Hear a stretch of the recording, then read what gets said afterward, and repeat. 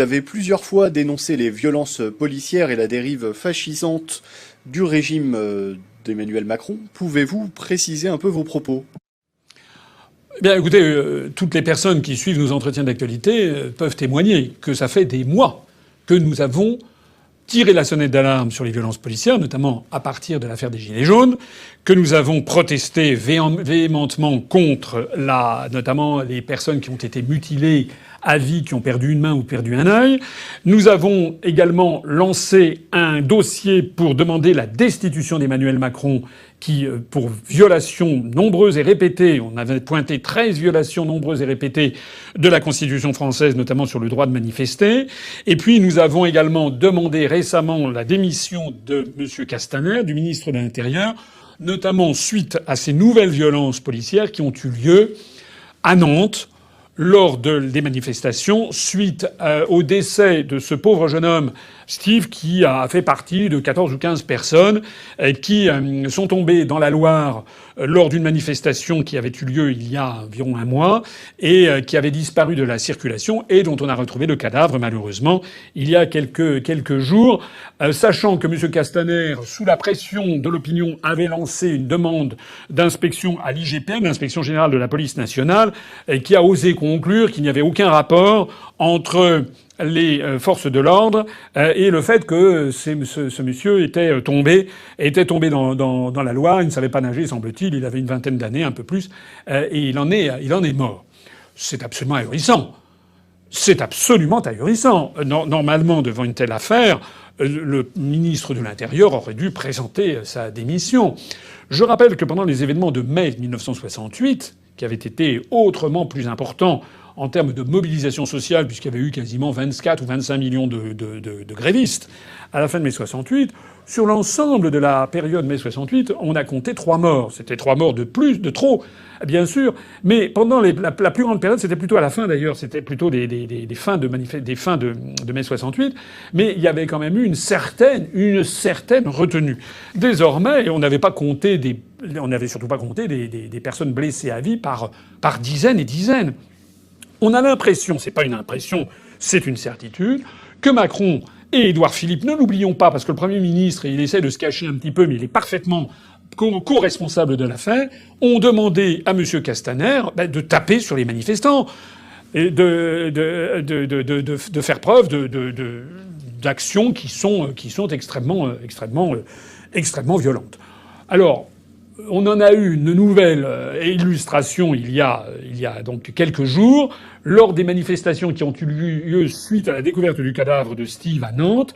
On a vu que, non pas des CRS ni des policiers, enfin c'était des membres de la BAC qui ont la main lourde. On a vu une photo qui a fait le tour d'Internet. Il y en a d'autres d'ailleurs, c'est une photographe de talent, mais une photo où l'on voit un homme qui a un certain âge, qui s'est révélé avoir 51 ans, qui est par terre, et avec un policier de la BAC qui est en train carrément de l'étrangler. Voilà, de l'étrangler. On a vu également sur BFM TV un journaliste qui a été pris de court parce qu'il y avait des images retransmises en direct. On voyait des gens qui manifestaient, enfin qui étaient là paisibles, semble-t-il. Et d'un seul coup, on voit des policiers de la BAC qui arrivent et qui commencent alors à les bombarder de gaz lacrymogène. Alors, oui, nous avons dénoncé les violences et nous allons continuer à le faire. Nous avons demandé que les députés et les sénateurs d'opposition lancent la procédure de destitution d'Emmanuel Macron en vertu de l'article 68 de la Constitution française. Je rappelle que seuls les députés et les sénateurs ont le pouvoir de lancer une procédure de destitution. Le public n'a pas ce pouvoir. Ce sont les députés et les sénateurs. Il faut qu'il y ait 58 députés et 35 sénateurs pour le faire. Je rappelle que le dossier que nous avons mis en ligne présente depuis plus de 8 mois les 13 griefs qui peuvent fonder en droit le lancement d'une procédure de destitution d'Emmanuel Macron. Je rappelle que nous avons nos adhérents, nos sympathisants, nombreux sont ceux qui ont écrit à leurs députés et à leurs sénateurs. Il suffit de 58 députés et de 35 sénateurs pour lancer cette procédure de destitution. Et je rappelle qu'au moment même où je parle, aujourd'hui, le 9 août 2019, il n'y a toujours qu'un seul député, M. Franck Marlin, député LR de l'Essonne, qui a accepté de signer le lancement de cette procédure. Il manque encore 57 députés et 35 sénateurs. Alors j'apprends ici à partie et je dis à tous nos adhérents et sympathisants qu'ils réfléchissent bien à ce qui se passe. La France est en train de subir des dérives de plus en plus fascisantes d'un pouvoir, en fait, aux abois qui sait qu'il est fragile. Et vous avez des partis qui sont prétendus d'opposition qui ne lèvent pas le petit doigt alors qu'ils ont le pouvoir de lancer une procédure de destitution. Ni les députés du Rassemblement national, Madame Le Pen et sa clique, ni M. Dupont-Aignan, ni M. Jean Lassalle, ni les députés du Parti socialiste, ni les députés du Parti communiste français, ni les députés de France Insoumise, M. Mélenchon, M. Catanins, M. Corbière, M. Bernassis, etc., aucun n'a voulu lancer cette procédure de destitution. Le motif allégué étant qu'elle n'avait pas beaucoup de chances de réussir parce qu'il y avait une majorité à l'Assemblée nationale pour soutenir Macron. Et alors ? À ce moment-là, ça ne sert à rien non plus de lancer une motion de censure contre le Premier ministre parce qu'elles ont toutes été retoquées. À cette aune-là, ça ne sert à rien non plus de lancer des amendements à des projets de loi puisqu'ils vont être retoqués par la majorité. À ce moment-là, ça ne sert plus du tout d'ailleurs d'aller à l'Assemblée nationale puisque la minorité étant la minorité, elle se fait toujours retoquer.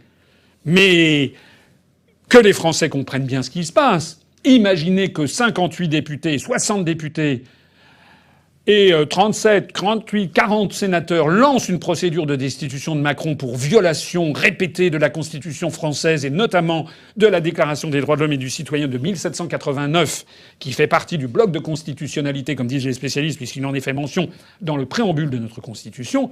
Imaginez l'impact médiatique que cela aurait et l'impact international que cela aurait.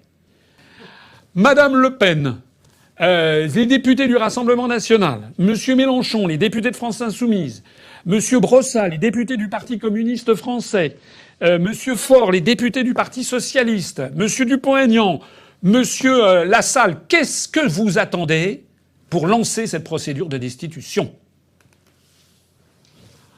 Je voudrais préciser, par ailleurs, que la dérive fascisante du régime de Macron donne des fruits de plus en plus vénéneux.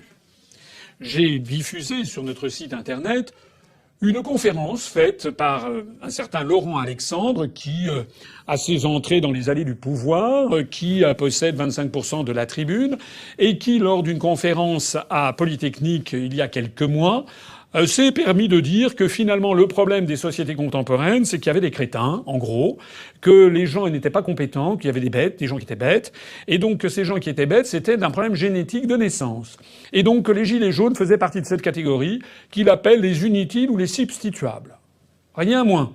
Et s'adressant devant un parterre d'étudiants évidemment conquis à Polytechnique en disant vous êtes les dieux de demain, vous êtes ceux qui savez ce qui se passe. Alors, le propos est tellement ahurissant que je l'ai regardé à plusieurs fois.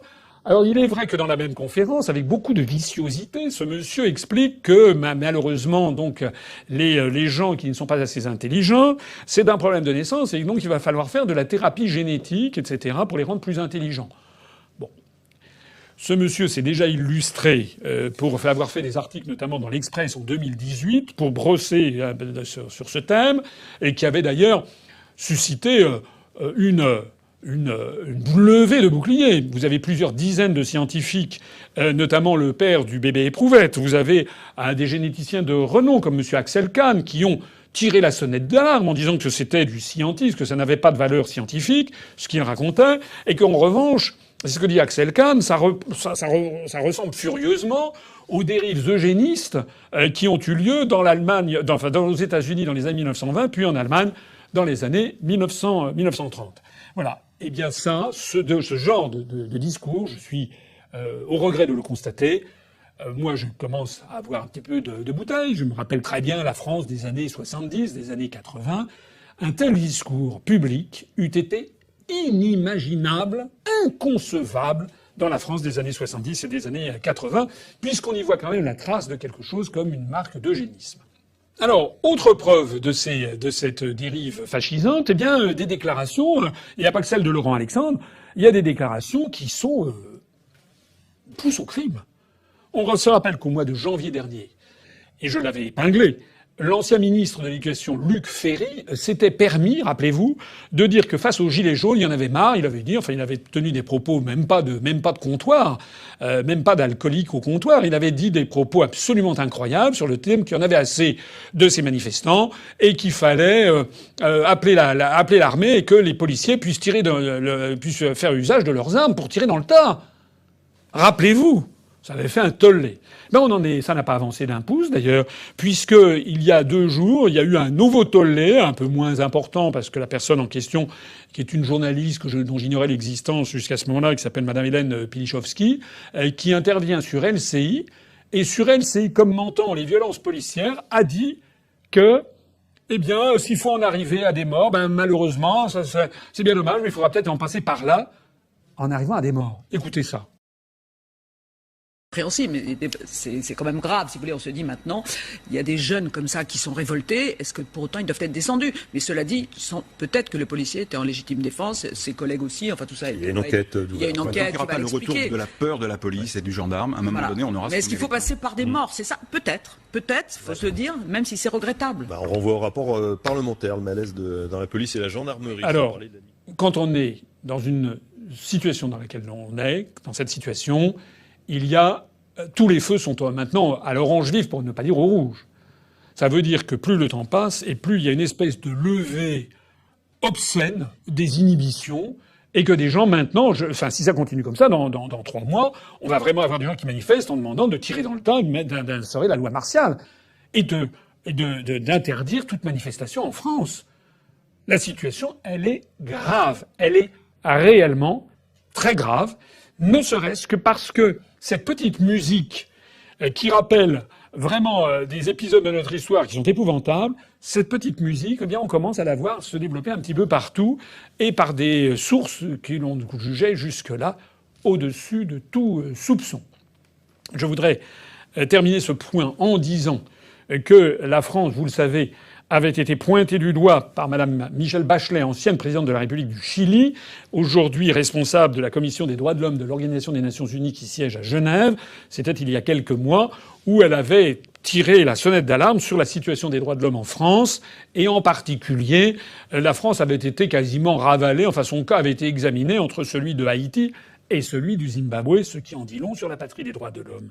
Mais comme l'audace et l'inconscience, pour ne pas dire le délire de M. Macron est sans borne, lui et son gouvernement se sont permis, il y a quelques jours, par la bouche du ministère français des Affaires étrangères, de dénoncer les arrestations excessives qu'il y avait eu à Moscou lors de manifestations qui d'ailleurs avaient été interdites par la préfecture de Moscou. Il y avait eu un certain nombre d'arrestations arbitraires et la France faisait la fine bouche en disant qu'elle était préoccupée par la situation du régime de Poutine.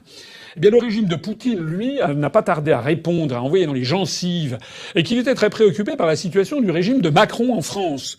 Et les Russes, que je ne dédouane pas par ailleurs, enfin, en Russie, ils ont fait des arrestations, oui, ils ont embarqué les gens dans les paniers à salade pour des relevés d'identité, c'est ce que on fait dans tous les pays du monde, à commencer par la France. Sauf que ce qu'ont dit les Russes, c'est qu'ils ont dit que eux, lors des manifestations, ils n'utilisaient pas de flashball, ils n'utilisaient pas de grenades lacrymogènes, ils n'avaient pas utilisé de grenades de désencerclement, comme c'était le cas dans les pays de l'Union européenne, et en particulier en France.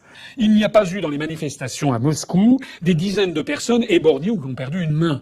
Alors, comment dirais-je, l'outrecuidance de Macron qui ose donner des leçons de droits de l'homme à d'autres pays, alors que la France est désormais le pays qui préoccupe le plus dans le monde entier de voir que le pays de la Révolution française, le pays de la Déclaration des droits de l'homme, le pays de la Révolution de 1830, le pays de la Révolution de 1848, le pays de la Commune de 1871, le pays de Clémenceau, le pays de la Libération de 1944, le pays de Charles de Gaulle, eh bien, on en est réduit aujourd'hui à être ravalé à ce stade.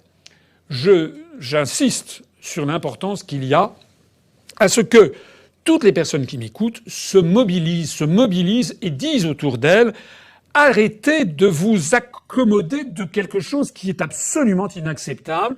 De la même façon qu'il ne faut pas accepter les dérives de plus en plus liberticides des lois, comme notamment la loi Avia, de cette députée de En Marche, qui d'ailleurs n'avait rien, s'était surtout fait connaître pour avoir mordu un chauffeur de taxi une nuit parce qu'elle n'avait pas les moyens de le rémunérer. Cette députée de En Marche, a poussé un projet qui en fait vise à réduire la liberté d'expression. Il faut absolument se mobiliser. Et la meilleure façon de se mobiliser, j'allais le dire, c'est d'adhérer à un parti comme le nôtre. Parce que des mouvements politiques qui ont lancé la procédure de destitution de Macron, qui ont voulu le faire, mais nous on n'a pas de députés de sénateurs, des mouvements comme le nôtre qui demandent également la démission de Castaner, il n'y en a pas tant que cela. Vous devez vous mobiliser. Le tout dernier mot que je dirais, c'est qu'à propos de ces violences, j'aurais un message de condoléances attristées pour le maire de Signes, qui a fait la une des journaux hier et aujourd'hui, qui était un petit village, un maire qui était maire depuis, je crois, 1983, qui avait, je crois, 76 ans, et qui est décédé lors de, si j'ai bien compris, j'ai pas bien compris d'ailleurs, mais une espèce d'algarade avec quelqu'un qui conduisait un camion avec des déchets dont il voulait se débarrasser.